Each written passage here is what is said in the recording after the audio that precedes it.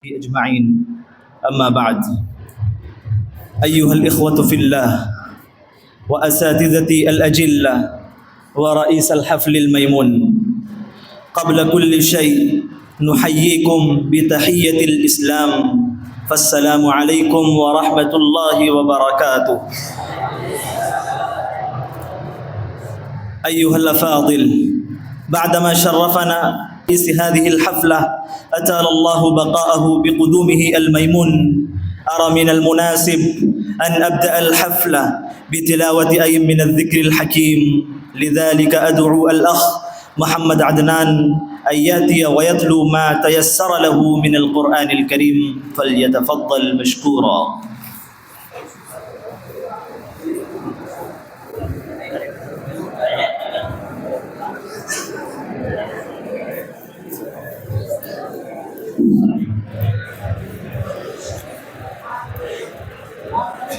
أعوذ بالله من الشيطان الرجيم.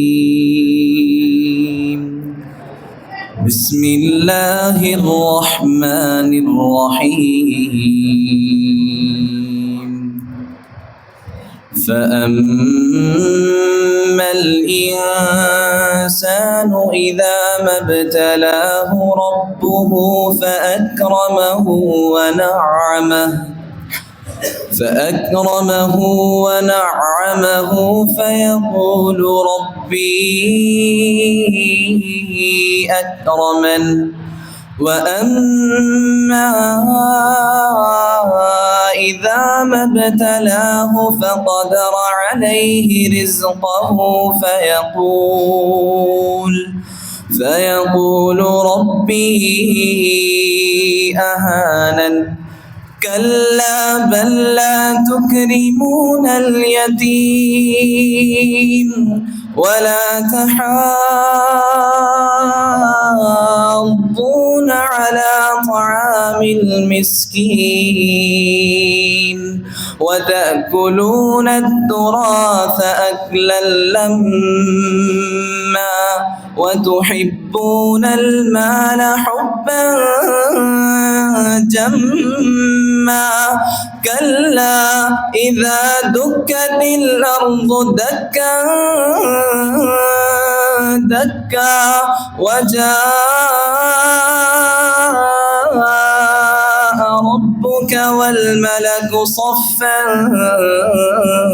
صفا وجيء يومئذ بجهنم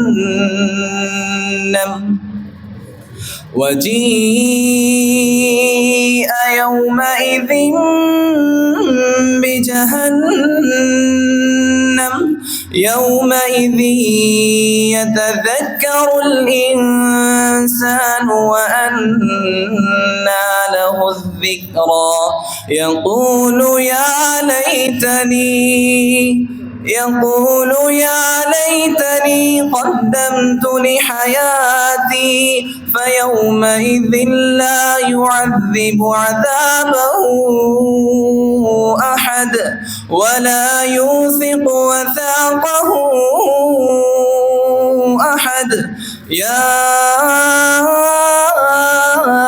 أيتها النفس المطمئنة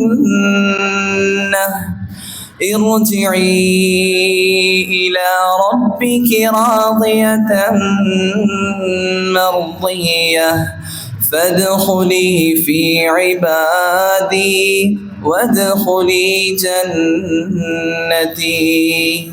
صدق الله العظيم.